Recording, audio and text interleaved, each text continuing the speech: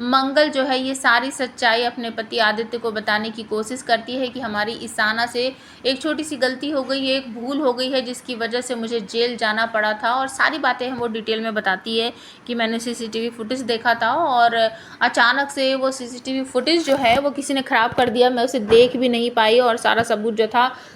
उसी में था। लेकिन जब मैंने ऑफिस में जाकर सर्च किया तो वहाँ पर मुझे ईशाना का ब्रेसलेट मिला। इस तरीके से वो सारी कहानी जो है वो बताती है, जो कि मैंने आपको पिछले 2-3 वीडियो में आप सबके साथ शेयर किया है। लेकिन आदित्य इस बात पर बिल्कुल भी यकीन नहीं करता है और कहता है कि ईशाना बच्ची है, वो ऐसा कभी कुछ कर ही नहीं सकती। दूसरी तरफ ईशाना को धमकी भरे कॉल आने लगते हैं, क्योंकि जो एक तरह का नशीला जो सामान था जो ईशाना ने डिलीवर करना था उसको, और वो पकड़ लिया जाता है। तो जिसका वो सामान था वो अब उसकी भरपाई चाहता है, या तो मेरा सामान मुझे ला के दो या फिर मेरे पैसे जो हैं वो मुझे चाहिए, इस तरीके से। तो वो कॉल करता है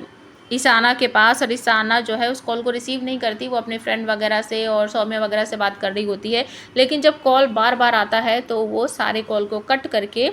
फिर उस कॉल को रिसीव करती है और उसे बहुत सारी बातें सुनाती है कि आप हो कौन, बार बार मेरे पास कॉल कर रहे हो, आपको दिख नहीं रहा है कि मैं कॉल पे बिज़ी हूँ, बात कर रही हूँ, बार बार कॉल करके मुझे इरिटेट क्यों कर रहे हो, कौन हो आप, मैं आपको जानती नहीं हूँ। इस तरीके से वो बोलती है, डांटती है। और दूसरी तरफ से आवाज़ आती है कि तुम्हारा नाम ईशाना है ना, तुम ही हो ना जिसने मेरा सारा का सारा माल जो है वो पुलिस से पकड़वा दिया है। वो कहती है मैं आपको नहीं जानती हूँ और आप हो कौन। तो ईशाना को आवाज़ सुनाई देती है कि मैं यश का बॉस हूँ और तुम्हारी वजह से हमारा बहुत ज़्यादा नुकसान हो गया है और अब मुझे अपने नुकसान की भरपाई चाहिए, तो मुझे मेरा सामान कहीं से भी ला के दो, कैसे भी करो, नहीं तो मैं तुम्हारा सारा का सारा सच है ना वो तुम्हारे परिवार वालों को बता दूंगा और हमारे पास सबूत हैं, तुम्हारा वीडियो वगैरह जो है उसे भी लीक कर देंगे और इसके बाद पुलिस तुम्हें अरेस्ट करके ले जाएगी। इस तरीके से ये गोलमोल सी बातें करके ईशाना को डराने की धमकाने की